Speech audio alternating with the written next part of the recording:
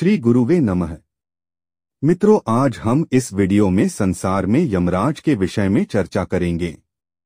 मित्रों, आपको यह हम क्यों कर रहे, क्योंकि इस सुनकर आप समझ जाएंगे कि यह सब अलग अलग व्यक्तियों और अलग अलग शास्त्रों में एक ही देवता की अलग ही किस्से कहानियां हैं। अब यमराज के विषय में भाग 2 में रामायण में उनकी भूमिका सुने। उत्तरकांड में प्राणियों की यात्रा का वर्णन निश्चित रूप से पुराणों के समकालीन है, उनसे प्राचीन नहीं, क्योंकि उत्तरकांड का यह भाग रामायण के सबसे बाद में जोड़ा हुआ अंश माना जाता है। फिर भी यह श्लोक नरक में दी जाने वाली आत्माओं का, जिनका अन्य पुराणों में विशिष्ट गरुड़ पुराण के प्रेत कल्पना विस्तार से उल्लेख किया गया है, प्रतिनिधि वर्णन प्रस्तुत करते हैं। वहाँ बहुत से प्राणी कराह रहे हैं और बहुत से रोते तथा चिल्लाते हैं। उसको तो कुत्ते नोच रहे हैं, कुछ को कीड़े काट रहे हैं, बहुत से रुधिर से भरी वैतरणी पार कर रहे हैं और कुछ बालू में भुने जा रहे हैं। U0Ra02.1.18-20 इन श्लोकों में पुण्यात्माओं द्वारा यमपुरी में बोले जाने वाले सुख तथा ऐश्वर्यों का वर्णन है। इस प्रकार रामायण के अनुसार मनुष्य को अपनी सत्कर्म एवं दुष्कर्मों का फल यमपुरी में ही मिल जाता है।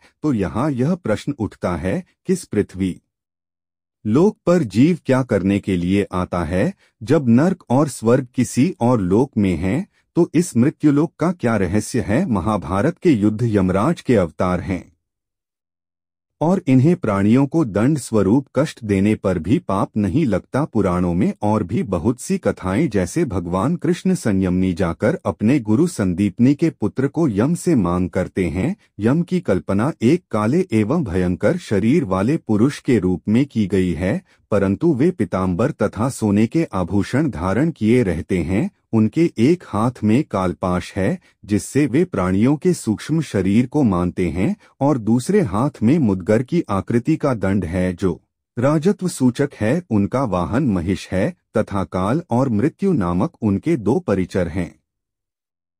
ऋग्वेद में यम के जिन 2 कुत्तों का वर्णन किया है, उनका ब्रह्म पुराण अध्याय 131 में भी उल्लेख किया हुआ है। यहाँ भी उन्हें सरमा के पुत्र, मनुष्यों के पीछे चलने वाले, 4 आंखों वाले, पवन भक्षण करने वाले तथा उनके प्रिय कहा गया है। किंतु उनका कार्य अब केवल देवों की गाय की, गायों की, अन्य जीवों की रक्षा करना है। यानी वेदों में कुछ और कार्य और पुराणों में कुछ और आगे वर्णन है। यम से उनका केवल नाम मात्र को संबंध रह गया है। आगे ब्रह्म पुराण 34वें श्लोक के अनुसार अपनी माता को साथ मिलने पर भी अपने स्वामी यम से उसकी निष्कृति का उपाय पूछते हैं। पर ऋग्वेद में जहां उल्लुक और कपोत को यम का पक्षी बताया गया है, वह रामायण में का स्थान पर काक ले लिया है। काला और अशुभ होने के कारण यह यम का पक्षी होने के सर्वथा उपयुक्त भी है। Ra0U01826-27 नियम अपने इस पक्षी को भर देते हुए कहते हैं